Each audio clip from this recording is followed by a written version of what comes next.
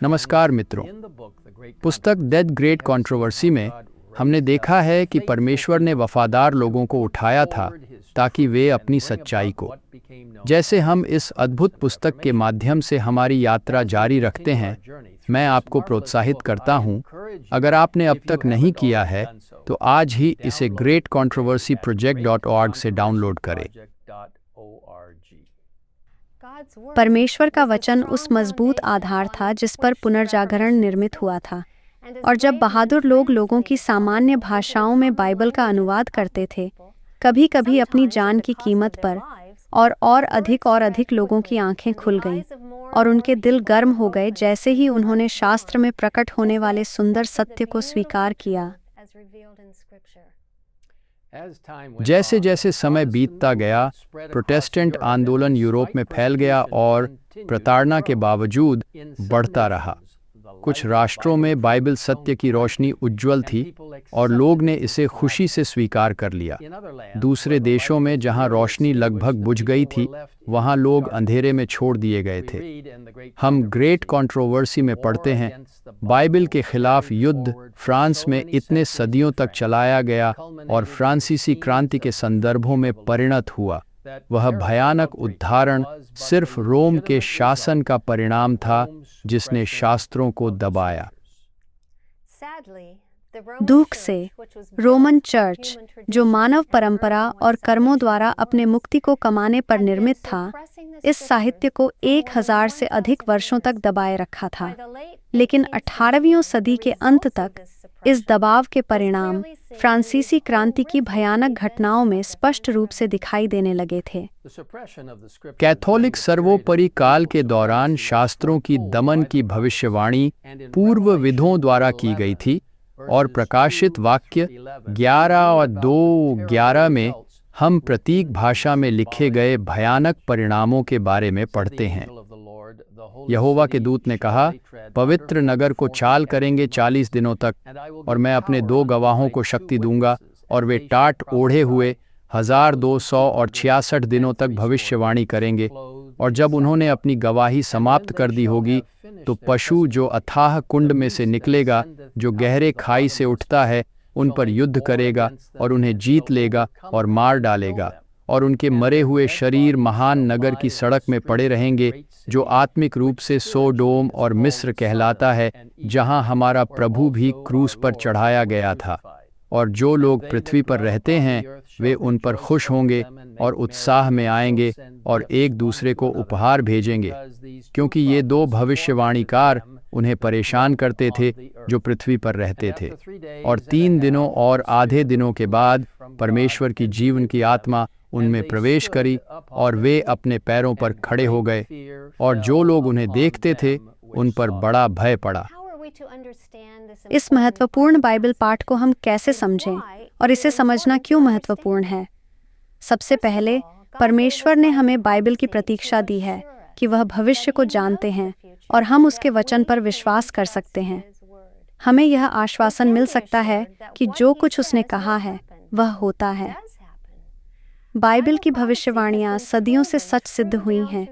ये हमें आने वाली चीज़ों की चेतावनी नहीं ही देता है, बल्कि भविष्य के लिए आशा देता है और आश्वासन देता है कि जैसे ही हम उस भविष्य का सामना करते हैं, परमेश्वर हमारे साथ होंगे। तो हम बाइबल में इस प्रतीक्षा को कैसे समझें? हम इसे धीरे धीरे अध्ययन करते हैं, यह मानते हुए कि यह प्रतीक्षा प्रतीकात्मक भाषा में लिखा गया है। समय की भविष्यवाणियों को समझने में एक महत्वपूर्ण सिद्धांत वर्ष दिन का सिद्धांत है, जहां भविष्यवाणी समय का एक दिन ऐतिहासिक समय के एक कैलेंडर वर्ष के रूप में गिना जाता है।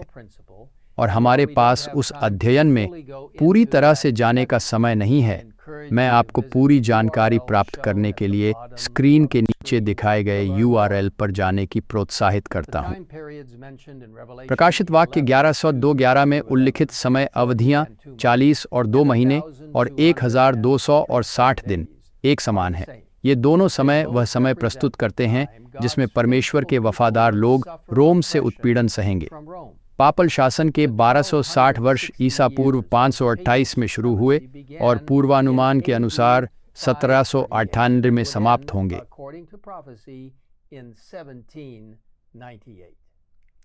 और वही हुआ। 1718 में फ्रांसीसी सेना ने रोम में प्रवेश किया और पोप पायस छठे को गिरफ्तार कर लिया। उन्हें फ्रांस में ले जाया गया, जहां उन्होंने अगस्त 1799 में कैद में मौत मरी। एक नए पोप का चुनाव होने के बावजूद यह घटना पोपासी को एक घातक घाव पहुंचाई, जिसे बाद में भविष्यवाणी के अनुसार ठीक किया जाएगा।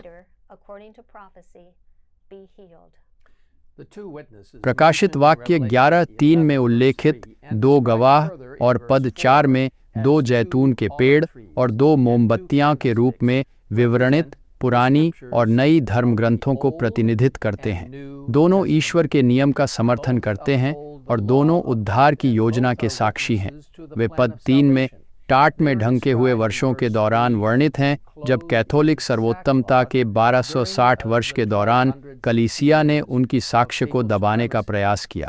हजारों लोग जो बाइबल के सत्य का पालन करते थे, उनका पीछा किया गया, धोखा दिया गया, पीड़ित किया गया और अपने धर्म के लिए शहीद किए गए। फिर भी सबसे अंधेरे समयों में भी परमेश्वर के पास ऐसे लोग थे जो उसके वचन को साझा करने में वफादार रहे। प्रकाशित वाक्य की पुस्तक उन लोगों को गंभीर चेतावनियां देती है जो परमेश्वर के वचन को बदलने या कुचलने की कोशिश करते हैं। अध्याय 11 पद 5 में हम पढ़ते हैं कि परमेश्वर के 2 साक्षी के मुंह से आग निकलती है, अर्थात पुराना और नया नियम पुस्तक। और अध्याय 22 पद 18 और 19 में हम पढ़ते हैं कि जो भी कोशिश करता है कि जो कुछ लिखा गया है उसमें कुछ जोड़ने या हटाने की वह प्लेग्स प्राप्त करेगा और जीवन की पुस्तक से बाहर किया जाएगा। एलेन व्हाइट लिखती हैं, ये गंभीर भड़काऊ आरोप उन सभी पर लागू होते हैं जो अपने प्रभाव से लोगों को ईश्वर के कानून को हल्के में लेने के लिए प्रेरित करते हैं। वह जारी रखती है, जो भी अपने विचारों को दिव्य प्रकाशन के ऊपर उच्च करते हैं, जो भी शास्त्र के सादा अर्थ को अपनी सुविधा के लिए बदलना चाहते हैं या दुनिया के अनुरूप बनने के लिए, वे अपने पर एक भयानक जिम्मेदारी ले रहे हैं। इतिहास के माध्यम से पवित्र शास्त्रों पर विभिन्न तरीकों से हमला किया गया है, जैसे कि उन्हें बंद किया गया, जलाया गया, गलत तरीके से व्याख्या किया गया, दबाया गया या नज़रअंदाज किया गया। हम महायुद्ध के माध्यम से अपनी यात्रा जारी रखते हैं। हम देखेंगे कि प्रकाशित वाक्य 11 की भविष्यवाणी कैसे एक बहुत ही चौंकाने और चिंताजनक तरीके से सटीक रूप से पूरी हुई थी। मैं आपको हमारे अगले वीडियो के लिए फिर से हमारे साथ शामिल होने के लिए आमंत्रित करता हूं। चलो अभी साथ में प्रार्थना करें। स्वर्गीय पिता, हम आपके पास आते हैं और आपसे प्रार्थना करते हैं कि आप हमें पूरी तरह से बाइबल की भविष्यवाणी को समझने में मदद करें और समझें कि और आपके पास बाइबल के सत्य और आपके मूल्यवान 3 दूतों के संदेश की अंतिम विजय के लिए एक योजना है।